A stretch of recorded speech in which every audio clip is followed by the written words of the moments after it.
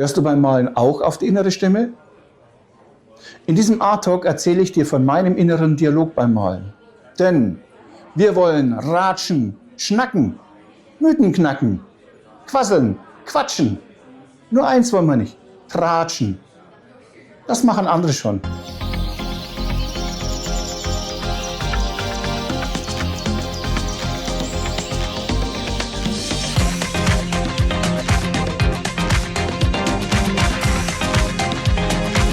Ja, herzlich willkommen zu einer weiteren Episode von Michael Sachsens Art Talk.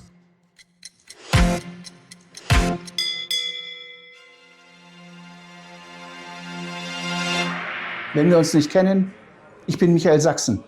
Auf diesem Kanal zeige ich dir, dass Malerei gar nicht so schwer ist, wie viele häufig behaupten.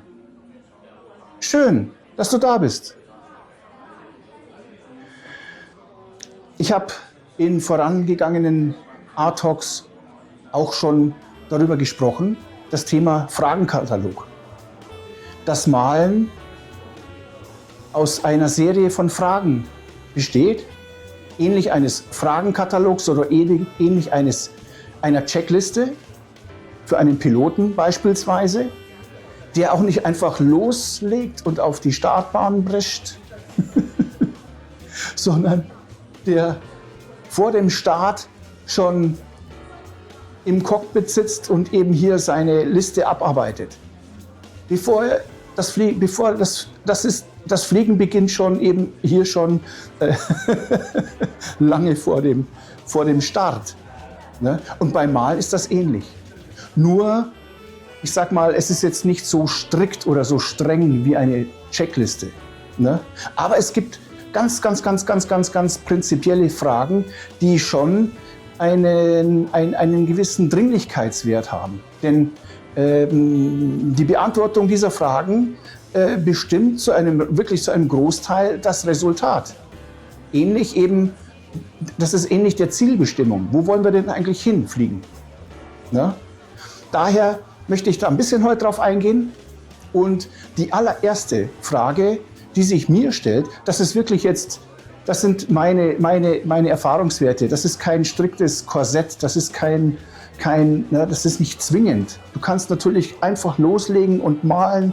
Die Kunst ist frei. Ne? Das sind wirklich jetzt ich sag mal, das ist mein Fahrplan, ne? Und der für mich funktioniert. Und du kannst dann natürlich gerne das eine oder andere hier herausziehen. Oder alles einfach über den Haufen werfen und sagen, Mensch, ich male, so wie ich das will. Kannst du auch machen. Ach, bitte. Ne, die Kunst ist frei. Aber für die gegenständliche Malerei ist das eben für mich ein Hilfswerk. Ne, ein Hilfswerkzeug. Ne, und ja. Also die allererste Frage, die sich mir stellt, ist, warum will ich eigentlich diese Szene malen? Ne, stell dir vor, du bist unterwegs und dann springt dir irgendwas ins Auge. Ne? Du möchtest vielleicht malen oder du bist einfach nur so unterwegs und hast vielleicht wie immer dein Skizzenbüchlein dabei, deine Taschenpalette, ne? Das kannst du innerhalb von 2-3 Minuten alles aufbauen, hast alles griffbereit oder einfach nur ein kleines Skizzenbüchlein mit einem Bleistift, ne? Bist unterwegs und dann siehst du plötzlich eine Szene, wow, und da denkst du dir, oh, und das sind solche Momente, die für mich ganz wichtig sind, diese, oh, Mensch, schau mal. Ne? Das muss sofort ins Herz gehen. So, oh, schau mal.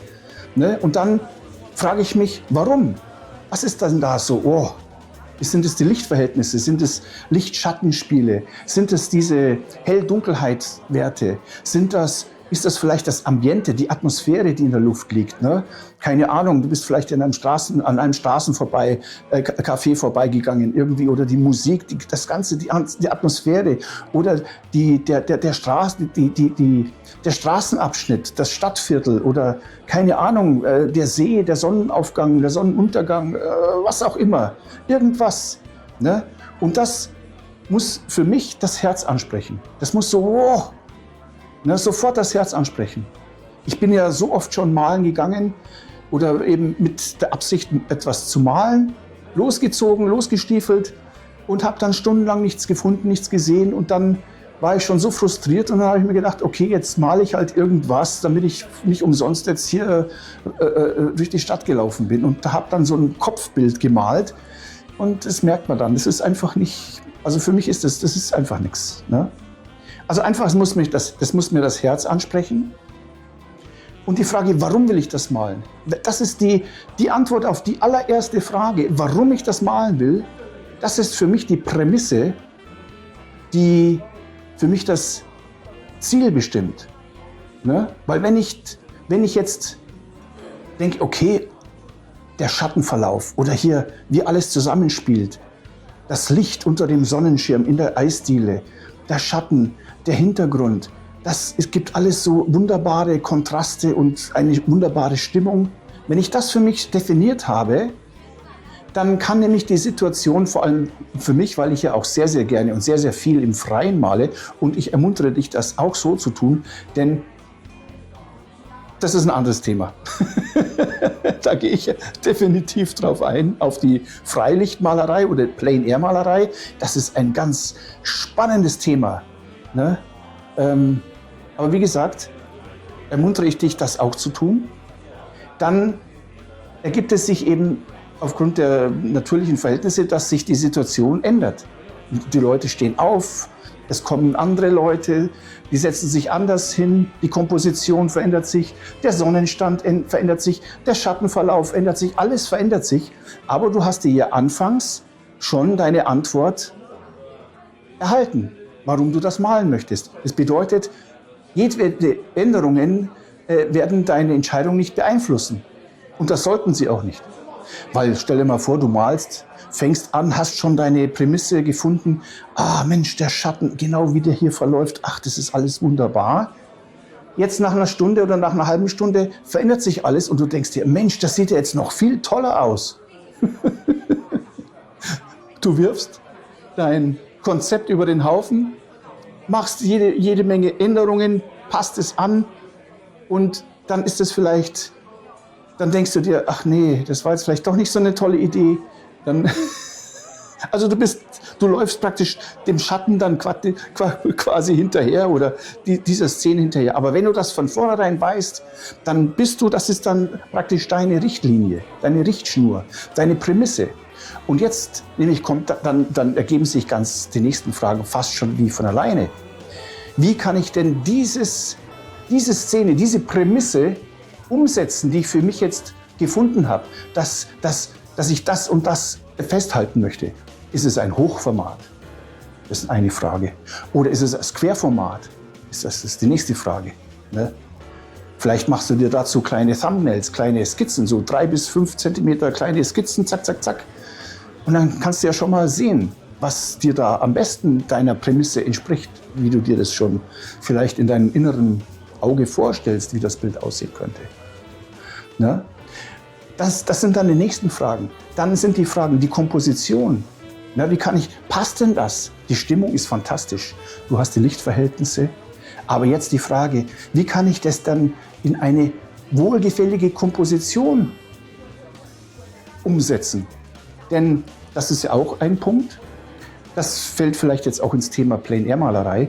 Denn wenn du unterwegs bist auf der Suche nach der perfekten Szene, dann kann ich dir aus meinen Erfahrungswerten sagen ich sag mal, lass es mal 98% sein oder 99% vielleicht sogar, dass du diese Szene wirklich seltenst finden wirst. Ne?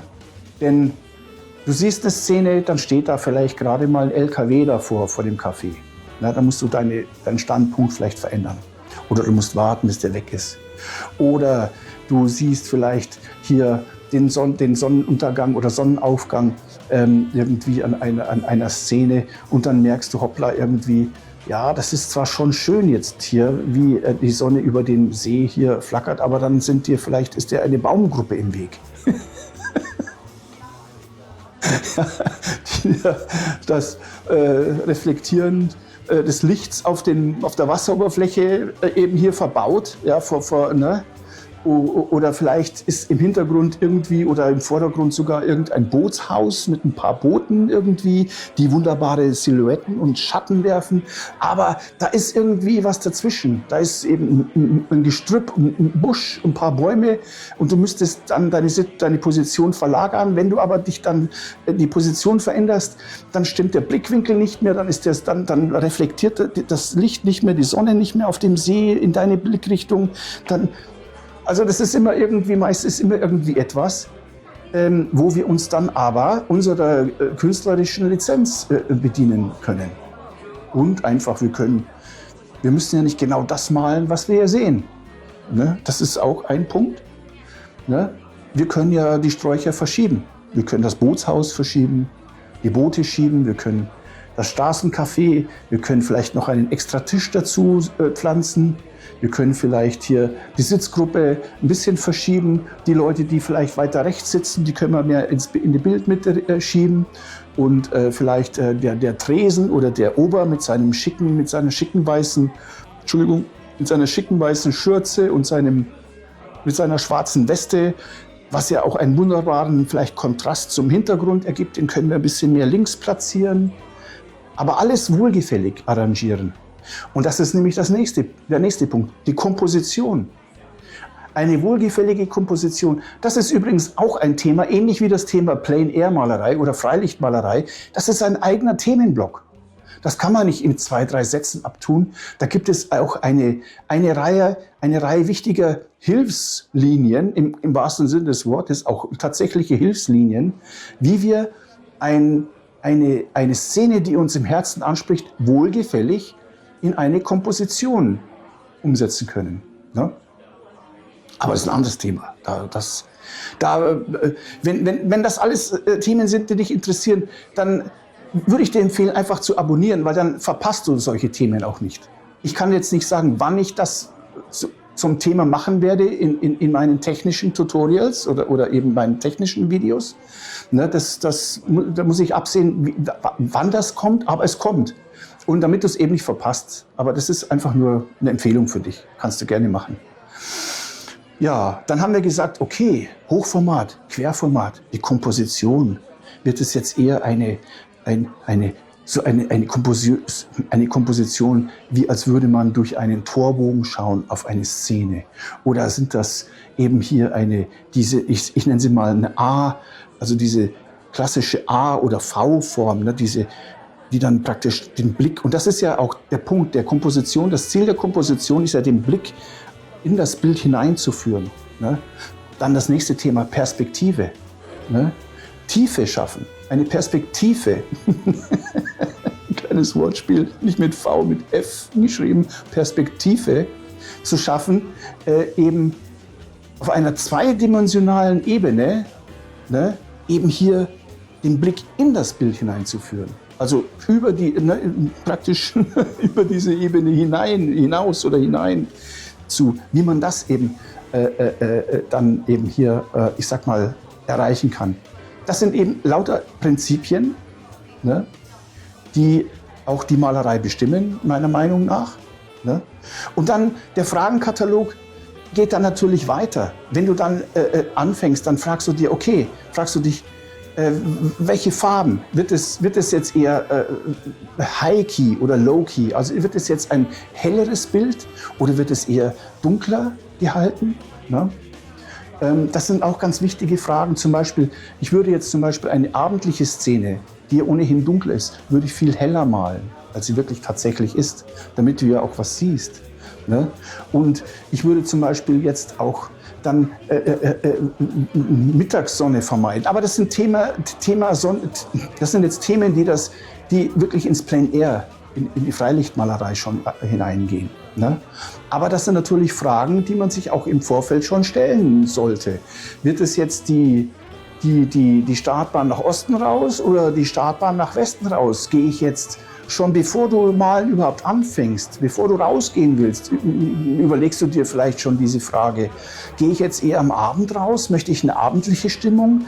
Möchte ich vielleicht das abendliche Ambiente, das abendliche Knistern irgendwie? Alle sind schon im Spätsommer, am Abend sind sie schon vielleicht unterwegs noch, von der Arbeit kommen sie gerade heim, sind noch auf dem Weg noch vielleicht im Spätsommer eben hier die abendlichen Sonnenstrahlen zu genießen, setzen sich in ein Straßencafé noch, oder ist es vielleicht eher die morgendliche Stimmung an einem See, der morgendliche Nebel, der von der Morgensonne schon beleuchtet wird, ja, und über dem See schwebt das sind lauter Fragen. Ne? Das sind Fragen, die schon vor dem Start, die schon vor dem Malen beantwortet werden können. Was will ich denn eigentlich malen? Was will ich denn eigentlich für eine Stimmung festhalten? Worauf habe ich Lust?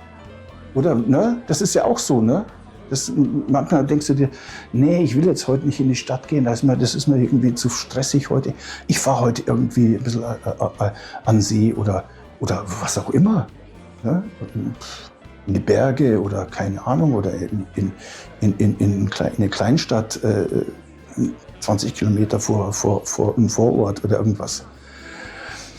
Und das sind eben so Fragen, bevor es dann wirklich an technische Fragen geht. Ja, du fängst dann das Malen an und dann fängt auch bei mir schon an, das Bild ab einer gewissen, ab einem gewissen Status oder ab einem gewissen Entwicklungsstand fängt das Bild schon an, seine Eigendynamik zu entwickeln, und dann fängt das Bild auch schon an, zu mir zu sprechen. Ja. Und ich empfehle dir,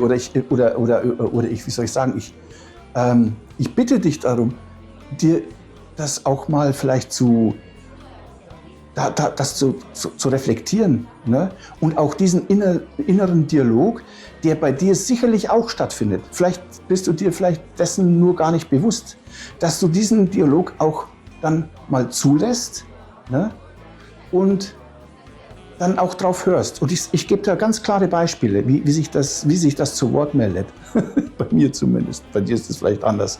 Du malst und dann hast du so den Eindruck, ach, das ist zu hell. Aha! Bingo! Das ist schon die innere Stimme. Das ist schon so, ne, deine Richtschnur, die sich meldet. Für die Idee, die du vorhin hattest, das und jenes zu malen, ist das zu hell. Also, oder das ist zu blau. Oder da müsste vielleicht ein bisschen mehr so. Oder das müsste ein bisschen mehr hier. Oder hier, das müsste dann. Oder das könntest du vielleicht ein bisschen größer malen. Oder schau mal, diesen Fokus, den du ja hier, diesen Ober, der mit seiner schicken weißen Schürze und mit seiner schwarzen Weste und Krawatte vielleicht hier, der ist ein bisschen zu unscharf. Den müsstest du noch ein bisschen weiter herausarbeiten, weil der soll ja mehr im Fokus stehen für dieses Bild, für diese Komposition. Und das sind so diese, wo ich dann sage, es gibt eben anfangs schon so, ich sag mal, Standardfragen, ne, wie wirklich ein Piloten-Checkliste. Das ist einfach Standard. Hochkant, Querformat. Ne? Willst du jetzt das wirklich nur, keine Ahnung, willst du eine Tonwertstudie anfertigen, ne, nur mit Schwarz, Weiß und Grautönen? Oder soll es tatsächlich eine farbliche Skizze sein? Soll es wirklich nur ein Sketch werden, also eine Skizze? Einfach nur mal zack, zack, zack, schnell, schnell. Du gibst dir vielleicht 15, 20 Minuten, je nach Größe. Oder soll es doch ein bisschen mehr ausgearbeitet sein? Vielleicht auch eine Skizze, aber vielleicht ein bisschen mehr ausgearbeitet sein? Das sind so Sachen, die du dir dann schon im Vorfeld beantworten kannst. Ne? Und dann wird es immer mehr individueller. Ne? Dann, wie gesagt, hier mal ein bisschen heller. Oder, ach, das müsste ein bisschen dunkler. Ach, da müsste noch ein bisschen mehr Blau in der Mischung. Ach, das ist viel zu rot. Na, das musst du noch ein bisschen brechen. Da könnte noch ein Tupfer Gelb rein. Ne? Und dann die Details. Ne, wenn du dann zum Schluss kommst und dann, das ist dann für mich so ein Highlight, wirklich im wahrsten Sinne des Wortes, wenn du dann Lichter setzt. Und da werden mich jetzt manche Puristen werden mich da vielleicht dann hier, werden sich dann sagen, ach, das ist doch gar kein richtiges Aquarell, wenn man dann mit Gouache weiß, mit einem weißen Gouache dann hinterher die Lichter setzt. Das wirkliche Aquarell, da lässt man dann weiße Flächen oder weiße Linien frei, damit das wirklich puristisch ein Aquarell ist. Ja, okay. Kann ja sein, wenn du das gerne machen möchtest. Ja. Ich habe da nichts dagegen. Mach das gerne so. Aber ich setze ganz gerne Lichter. Ich mache beides gerne. Ne? Aber ich setze gerne zum Schluss einfach nur mit Gouache noch ein bisschen hier und da ein paar Lichter oder ein paar Farbflecken. Ne? Ein Rot aus der Tube für eine rote Ampel oder für Bremslichter zum Beispiel. Ne? Oder ein Weiß, also nicht direkt weiß, sondern ich breche es dann oft mit ein bisschen Gelb oder Ocker, weil Sonnenlicht ist ja auch nicht nur weiß. Ja, das ist vielleicht in der Physik so, mit einem Prisma, aber nicht für uns Maler. Wir arbeiten mit Pigmenten und nicht mit einem Prisma. Wobei, vielleicht gibt es ja Maler, die mit Prismen arbeiten. Keine Ahnung. Kann schon sein, weiß ich nicht. Egal. Und dann setze ich so Lichter zum Schluss. Das ist wirklich ein Highlight für mich. Und da muss man eben aufpassen auch. Man sagt, man kann nämlich dann zum Schluss, kann man wirklich dann auch das Bild, ja, da muss man wirklich vorsichtig sein. Und da ist dann wirklich gut, wenn du deine innere Stimme, wenn die dann, weil die sagt ja dann schon, jetzt wird's mal langsam, jetzt pass mal auf, jetzt wird's langsam ein bisschen zu viel. Jetzt wird das alles zu überladen. Ne? Mach mal hier ein bisschen weniger oder hier den Tupfer, tu den mal ein bisschen abdämpfen. Mach da mal ein bisschen Grau drauf oder das ist viel zu grell oder das ist viel zu dunkel. Da könntest du hier noch ein bisschen nachhellen. Ne? Und die innere Stimme sagt ja auch, jetzt ist gut, wenn das Bild dann auch fertig ist. Weil man kann es auch übertreiben und man kann es übermalen, dass man einfach zu viel und denkt, ach Mensch, jetzt die letzten 3, 4 Pinselstriche hätte ich mir sparen können. Das hat jetzt dem Bild nicht gut getan. Das merkt man dann halt erst hinterher, weil du es ja dann siehst und oh nein. Aber vorher kommt schon die Warnung. Sagt, jetzt pass mal auf, jetzt reicht's schon langsam. Ne? So. So, und ja, es reicht schon. Ich glaube, ich habe schon genug gequatscht für heute. Das übliche Wort zum Sonntag hier bei Sachsen Feinart. Ne, wo wir ratschen, schnacken, Mythen knacken, quasseln, quatschen. Nur eins wollen wir nicht, tratschen. Das machen andere schon.